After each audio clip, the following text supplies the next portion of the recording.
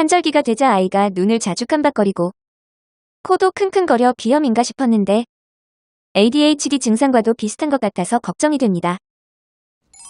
안녕하세요. 황태환 원장입니다. 환절기가 되면 공기가 건조해지고 심한 일교차로 인해 비염 발생률이 늘어납니다. 방학을 마치고 새학기를 앞두면 긴장과 스트레스로 인해 ADHD 증상도 두드러질 수 있는 시기이죠. 콧물과 코막힘이 있는 비염으로 인해 킁킁거리는 증상을 ADHD로 인한 증상과 헷갈리는 경우도 많은데요. 실제로 비염은 ADHD의 원인이 되기도 하고 ADHD 환자들에게 비염이 많이 나타나기도 합니다. ADHD의 숨은 원인들을 함께 알아볼까요? ADHD는 주의력 결핍, 과잉행동 장애로 주의 산만, 과잉행동, 충동성을 주요 증상으로 합니다. 주로 초기 아동기에 발병하며 소아청소년 신경정신과의 가장 흔한 질병입니다. 학습장애와 정서불안을 동반할 수 있기 때문에 관리와 조기 치료가 필요합니다. 서울대학교 병원에 따르면 우리나라 ADHD 유병률은 6에서 8%입니다. 경증까지 포함하면 13%에 달하며 보통 남아의 발병률이 여아보다 3배에서 6배 정도 더 높습니다.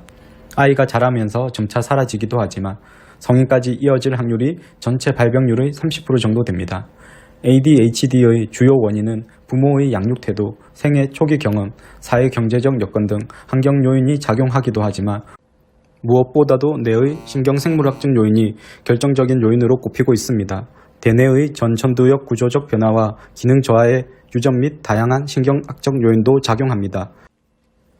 비염도 ADHD의 숨은 원인이기도 한데요. 비염은 수면 장애를 유발해 소아의 뇌발달과 뇌기능 장애를 초래하기도 합니다.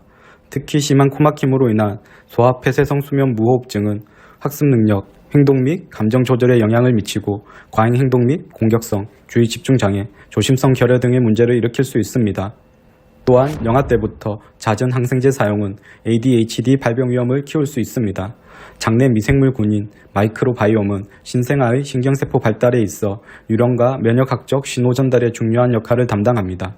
항생제가 마이크로바이옴을 크게 손상시킨다고 익히 보고된 바 있습니다. ADHD는 대개 약물 치료를 합니다. 메틸페니데이트라는 중추신경 자극제를 주로 처방하는데요.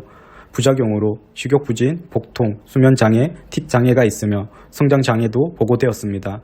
이러한 부작용이 나타난다면 주치의와 상의하는 것이 필요합니다.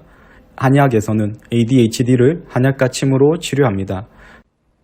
침 치료가 뇌의 구조를 변화시켜 뇌 기능을 개선한다는 것은 이미 밝혀진 바 있습니다. 최근 중앙대 의대 연구 결과 한약 치료가 ADHD 증상에 대한 메틸페니데이트의 효과를 높이고 뇌의 주의력 조절 능력에서 뇌 활동을 증가시킨다고 확인되었습니다. 무엇보다도 ADHD는 예방이 최선입니다. 아이가 ADHD로 힘들어한다면 증상을 완화할 수 있도록 주변 환경을 점검해 주세요. 차분하고 단순한 생활 공간과 환경을 제공하고 과잉 운동이나 여러 자극, 특히 디지털 기기 사용을 자제합니다. 무질함이나 잔소리 등 스트레스를 줄이고 잦은 감기, 비염, 수면장애 등의 질환을 치료합니다. 특히 영유아 때부터 과도한 항생제를 사용하지 않도록 주의해 주세요. 마지막으로 ADHD의 한약과 침치료의 효과를 확인했듯이 한의원에서는 전반적인 신체 건강과 심신 안정에 도움이 되는 약재로 맞춤 처방을 하고 한약과 함께 침치료를 병행해 신체 및 뇌 기능을 향상시켜 스스로 제어할 수 있는 힘을 길러줄 수 있습니다.